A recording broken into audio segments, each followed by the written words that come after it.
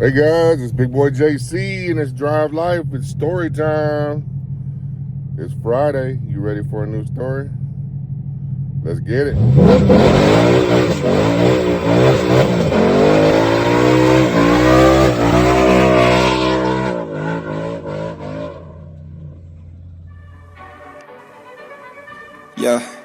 Yeah. Let's get it. All right, so I finished up with you guys about the end of the bar fight where I got into the fight with the two guys, the two brothers and their cousin, and then their dad came in. We all made up and stuff, and I worked at that nightclub for a while because they took care of me there. The guy paid me well there. He's not living anymore. He's since passed away, but got a bunch of stories with that dude, and we were there. I worked with him for about maybe 3 years altogether. We opened up some clubs down on the strip there in Amarillo, Texas, where all the bikers hang out and stuff like that. Man, we opened up. I met a lot of people. When I did a little stint in Amarillo and made a lot of friends up that way. So got a few stories. But it was a while, I guess, before this next story happened. But I came into work one night, and it was like a Tuesday night, real slow. And I'm sitting on the bar stool, just watching a few people that were there. Nothing really too much going on, I remember. And there was a guy that owned it was the biggest radio station in the nation at the time. That's what they advertised as. And it was right there in Amarillo, 93.5. The guy that owned it was there talking to my boss. They were hanging out, having a couple drinks and stuff. And then my boss came over to me and said, I think me and so-and-so, we're going to go to the Polo Lounge, which is another topless club there in Amarillo. And just a few weeks prior to that, all the clubs that got together and kind of made a law or a truce between all the clubs saying that anybody that worked in any of the other clubs could not be caught in somebody else's club. That was against the rules, per se. They never said nothing bad was going to happen to you or nothing, but it was just kind of like a gentleman's rule, gentleman's agreement, between the club owners. Hey, don't let your people cover my club if they're working for you, and my people won't come in your club. They want people in there spying or trying to get the girls from one club to come work at another club. They want none of that going on, so they trying to put a stop to it because that stuff did happen. So he told me he wanted to go to the Polo Club. I said, hey, you can't go in there. We're not supposed to go in there. We're supposed to be neutral, just stay in our own club and leave them alone. He goes, man, I drove by there and they got a lot of business in there. I want to go see what's going on, see what they're doing in there to attract all this business because we're dead. And I said, well, if you're going, I'm going with you. So we loaded up. I'll say that the guy that owned the radio station at the time, his first name was Larry. I won't tell you his last name, but so we loaded up into Larry's Jeep, soft top Jeep, I remember, and we took off to the Polo Lounge. So my boss at the time, he had this real long blonde hair, looked like a surfer dude, blonde hair, blue eyes, and you can't miss him. If you know him, you know who he is because of his long hair. Well, we get to the club, and I said, man, how are you going to get in? Everybody's going to recognize you. They're not going to let you through the front door. And Larry, he had some of his Z93 baseball caps. And I remember they were hot neon pink. So he told Hurt, put one of these baseball caps on. Kind of tuck your hair up under there a little bit. When you get in, go straight to the bathroom. Wait in there for 5 minutes, and then me and JC will come to the front door. And we'll go grab a table, and then you come out and find us at our table like you'd already been there, and just sit down with us, and that way we won't draw too much attention to ourselves. So I'm thinking, whatever, man. I'm just along for the ride, just to make sure these two guys get out of there alive. Basically, is all I was doing at that point. So me and Larry go in. He's wearing a $3,000 suit. I'm wearing one of those. I remember like it was yesterday. I had on this Kelly green hoodie pullover, the ones like they wear in the desert. They look like it looked like it was kind of made out of a potato sack, but it was bright green and had like red and yellow thin stripes in it. And I don't know what the hell I was doing, but it had a hood on it. And I went in, and I was a big dude. I went in and sat down, and a girl comes over. She goes, "Hey, ain't you JC from Shenanigans?" And I was like, "Not me." And she said, "Oh." So she walked off. A couple minutes later, another girl comes over and said, "Hey, ain't you JC from Shenanigans?" And I said, "No, man, that girl just came up and asked me that." I said, "I must have a doppelganger over there, somebody that looks like me, but it ain't me. I don't know who y'all talking about." And they said, "Oh, okay," or whatever, walked off. So a couple minutes later, old Hurt comes out, my boss. He sits at the table with us, and this guy that looks like Dom DeLuise, big fat Italian guy with a beard, bald head on top, but he had enough hair on the back to put it in a ponytail. He was one of the managers on duty at that club that night. And he comes walking by the table and looks at me, and then he saw Hurt, and then he says, "Hey, what the fuck are you guys doing in here? We called a truce and said we weren't going to bother each other's club and stuff like that, and y'all ain't supposed to be in here." And my boss said, "Well, we're in here, so what you going to do about it?" And that dude, his name was James, he says, I'm going to have to ask y'all to get out. Y'all have to leave. And Larry just paid our door cover, which I don't know how much it was. He ordered me and him a drink. I don't know how much that was, but apparently it was $36, because I remember he told that dude, the manager that was trying to kick us out, he said, "Give me my $36 back that I just paid on our door fees and 2 drinks that we ain't even got yet, and we'll leave." And my boss was like, "Nah, screw that. I'm going to stay here. I'm going to see what they're going to do." And I was like, "Come on, dude, just get up." And da-da-da. The manager said something about, "I'm not getting your money back. Y'all fucked up." And for some reason, that dude that owned the radio station, he wanted that $36 back. So me trying to be a tough guy, I stood up and I grabbed the manager on the back of the neck, and I bent over and I told him, I said, "Hey, get us the $36 back, and I'll get us the hell out of here. We won't have no problems." He looked at me and he said, "All right, JC." So he goes up to the front where the cash register is on one of the bars, and there's another manager in there, blonde-haired dude. And he was sitting on his bar stool in the corner, kind of talking to a couple of girls, and then the other dude, James, the Dom DeLuise dude, he walks over there and tells the guy behind the cash register, "Hey, give me $36 out the till." And the guy was like, "All right." So he started taking the money out with the other manager. His name was Jamie, blonde-haired dude. He said, "What the hell are you doing?" And he goes, "I'm giving them their money back so they'll leave quietly and not cause any trouble." And that dude was like, "Screw that, man. Get them pieces of trash out of here." And when he called us a piece of trash, that was the first time I ever seen my boss get wiry, man. He got so mad, he took that pink baseball cap off and ran over and grabbed that dude by the throat, lifted him up off the bar stool, slammed him on the ground. And then the next thing you know, all these dudes come rushing, man. The 2 doormen, the security guard they had, the DJ, I don't know. There was like 4 or 5 dudes coming at us at one time trying to grab my boss.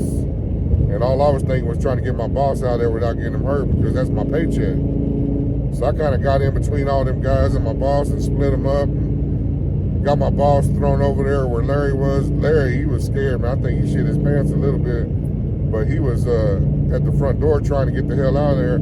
I threw my boss over towards Larry. I said, "Take him to the car, man." So he took him to the car. I remember this dude came running at me. And I tried to pick him up like they do in the movies and throw him over the bar. and then back into, the mirror where all the bars and where all the bottles and shit were at. Let me tell you something, dude. I don't care how strong you are.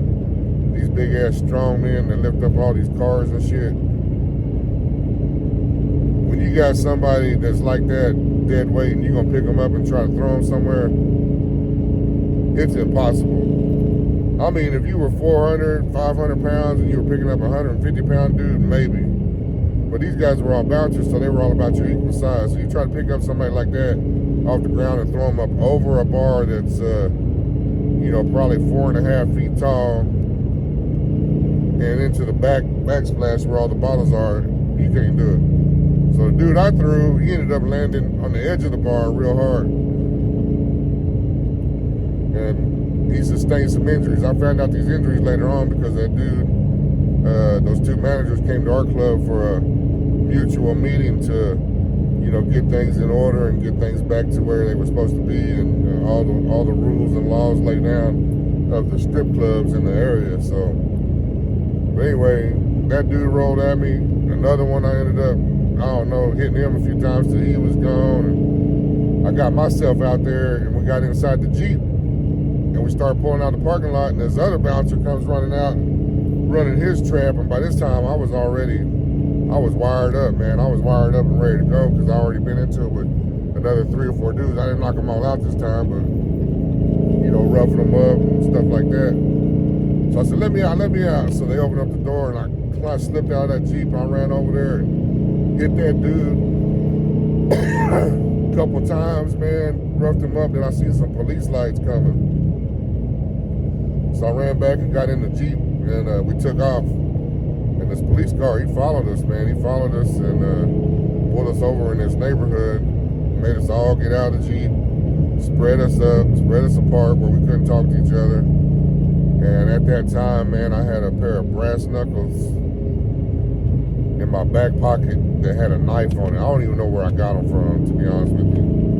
But I had them on me, and I was thinking, like, man, some type of way, this got to be a felony or something to have this kind of weapon on me. Especially when I was in a bar where they were serving alcohol.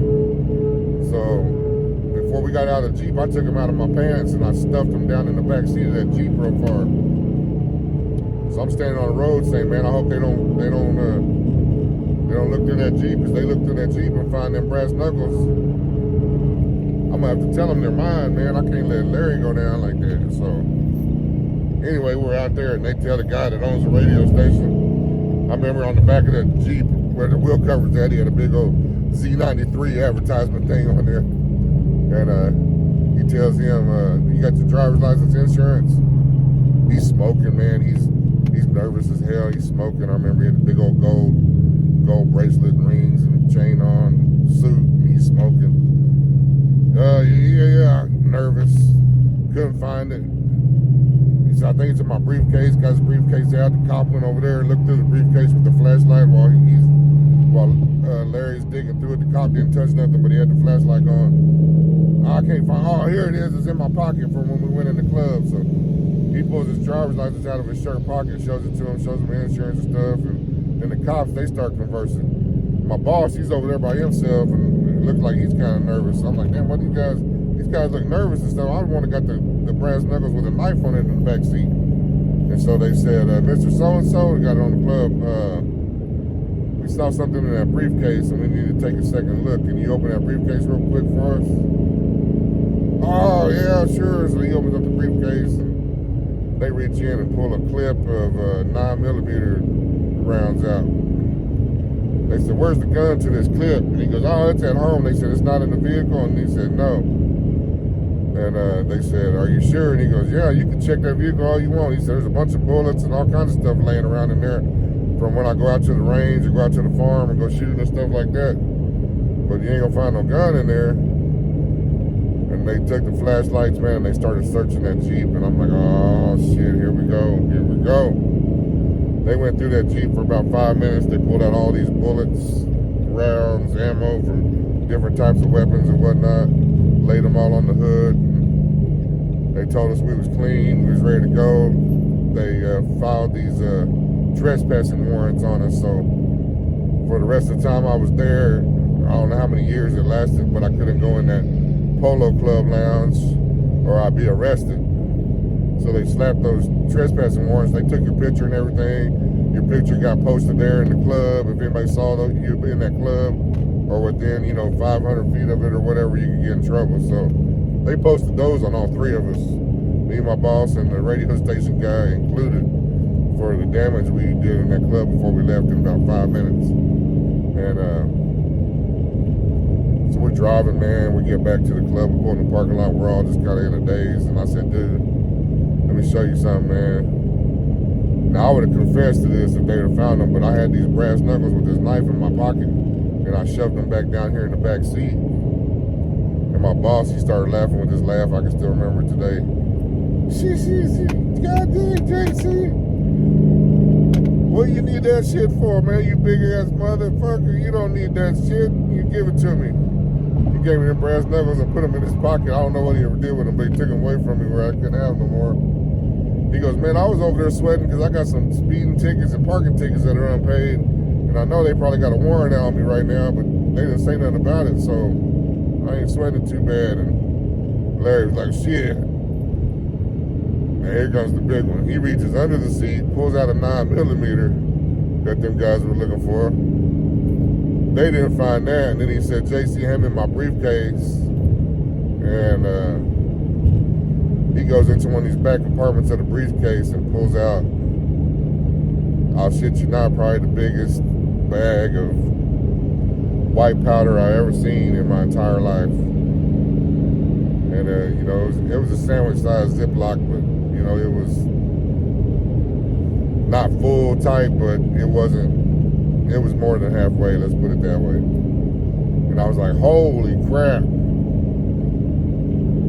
Man, I almost passed out. I was like, dude, if they would have found that, the gun, my brass knuckles, all three of us, we'd have been gone for a long time, long time.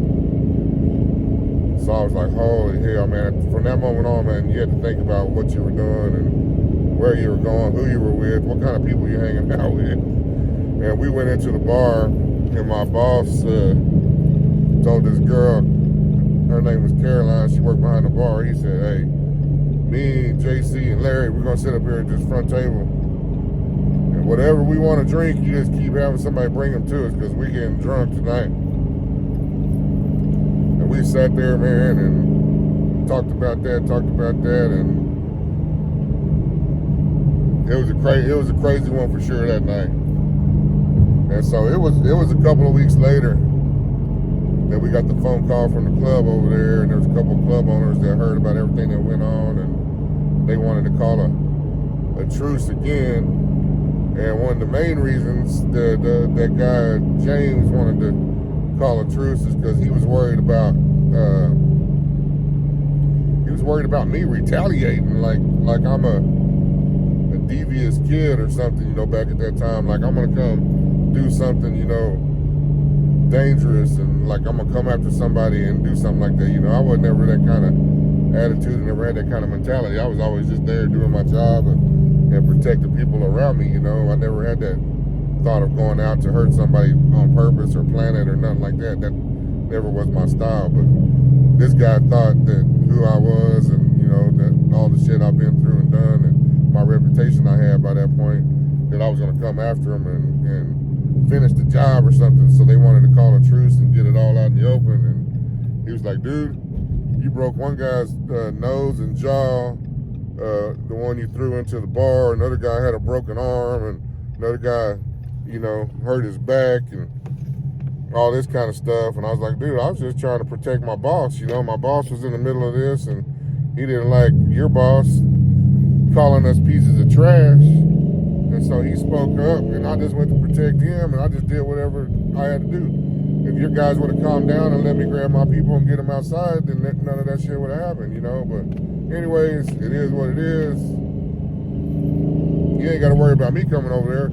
They got a trespassing warrant on us, so I ain't coming over there. I left the table and went over to my corner and sat there while the other owners talked for about another 5 minutes, and then they all got up and left, and bam, so that was a wild and crazy night, man. That was one of them nights where I thought I was Superman and figured out you can't throw a person over the bar. I don't care how big and badass you think you are, how strong you are, how much weight you lift. If there's somebody your same size and you're fighting them and they don't want to go up over the bar, you ain't gonna get them up over the bar. So don't even try it. Hey guys, I'm Big Boy JC. This is Drive Life. I'm here at work. I'll see you guys in the next video. All your people out there that you love and care about, if you talk to them today, tell them that you love them, because tomorrow's not ever promised. And I'll see you guys in the next one. Have a good day.